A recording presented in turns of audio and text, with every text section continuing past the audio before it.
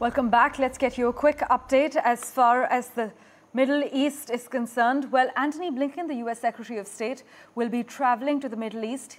He will be touching down there on his 10th trip. What's the agenda? Well, a new ceasefire deal.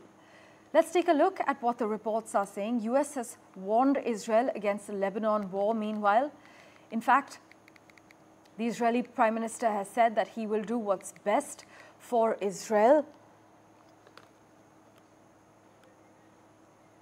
The top U.S. diplomat is going to be flying to Cairo to discuss the negotiations for a ceasefire in Gaza and broader regional security issues, as well as for talks with the Egyptian officials.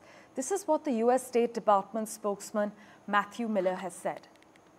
In fact, the statement only mentions one stop in Egypt, and it does not appear that Mr. Blinken will travel to Israel on this visit.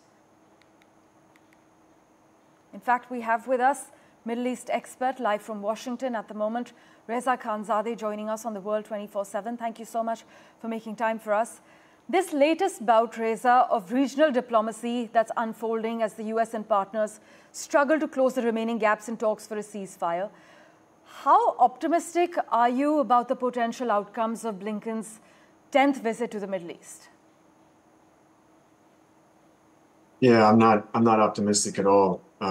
We're a few weeks away from the one-year anniversary of the October 7 attacks, and negotiations have been on again, off again for these past 10 plus months, and no progress has been made. And essentially that's because no one involved in these parties are interested in the ceasefire.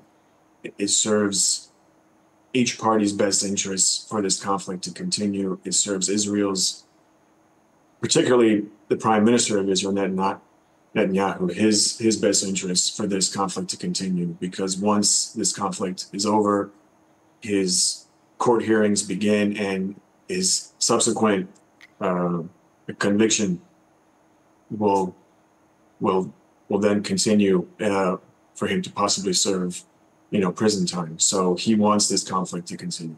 And for the Houthis who are involved, along with, Hamas and Hezbollah, essentially many of the proxies of the Islamic Republic, they want this conflict to continue, primarily for their own existential, well-being, if you will, but also because they want to keep the spotlight on the atrocities that is happening in Gaza at the hands of Israel and what they're doing to the citizens, the children, the women, the senior citizens of Palestine.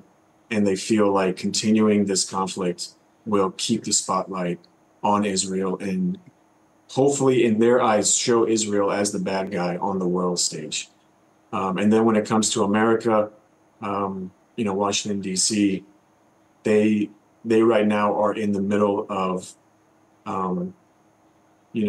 the election season, if you will, for the president of the United States. So right now, all focus is on that.